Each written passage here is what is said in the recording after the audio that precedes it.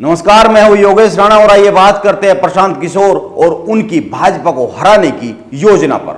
प्रशांत किशोर ने आजकल एक मुहिम छेड़ी हुई है और वो यह कि प्रधानमंत्री नरेंद्र मोदी को हराया जा सकता है, भाजपा को रोका जा सकता है। वो यह साबित करने में लगे हुए हैं। पहले वो कांग्रेस को हथियार बनाकर नरेंद्र मोदी को रोकने की मंशा रखते थे, लेकिन जब वहां पर बात नहीं बनी तो दूसरी राह पकड़ ली।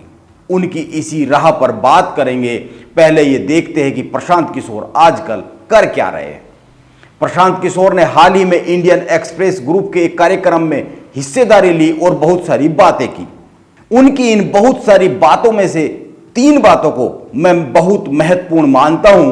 एक, प्रशांत किशोर ने कहा आज भाजपा की सबसे बड़ी कमजोरी नरेंद्र मोदी है। उनकी यह बात सही है, लेकिन यह पूरा सच नहीं है, क्योंकि जो किसी संगठन की सबसे बड़ी ताकत होता है वो उस संगठन की सबसे बड़ी कमजोरी भी होता है। यह सीधी सी बात है।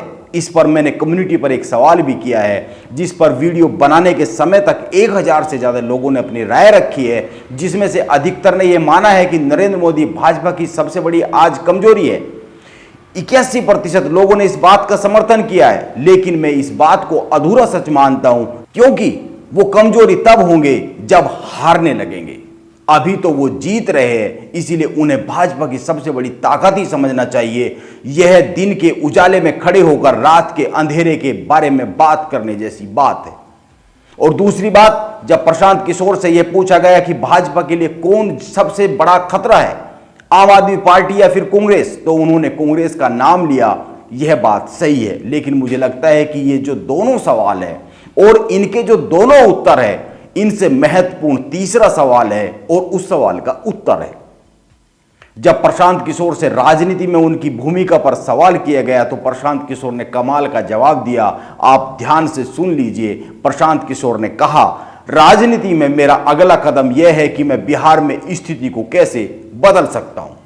मैं कैटलिस्ट हूं, मुझे नहीं पता कि मैं नेता बनूंगा या नहीं बनूंगा। यह प्रशांत किशोर का जवाब है।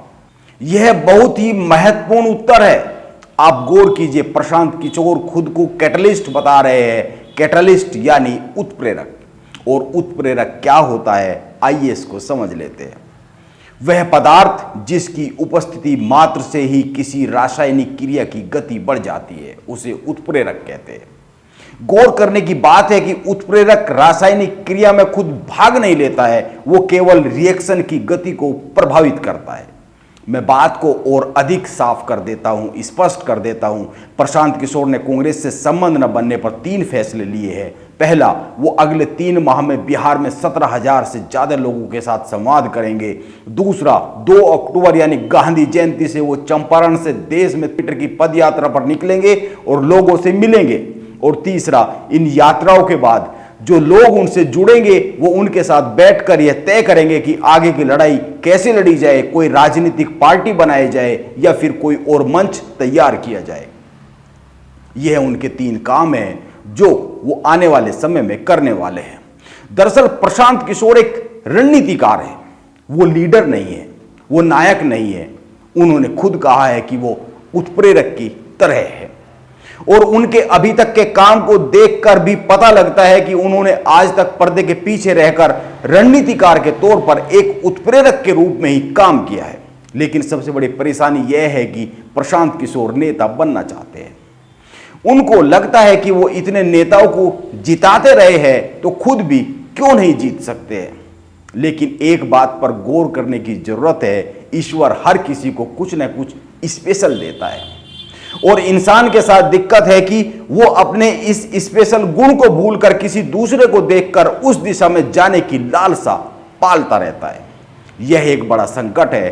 प्रशांत किशोर को यह समझना होगा कि नरेंद्र मोदी, ममता बनर्जी, नीतीश कुमार आज जो काम कर रहे हैं, इसको करने में उनका स्पेशल गुण मदद करता है।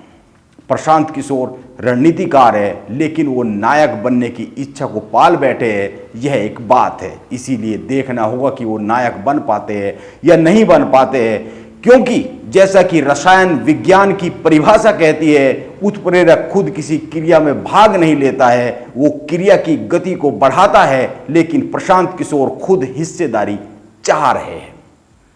इसीलिए परिणाम पर निगाह रखनी जरूरी है।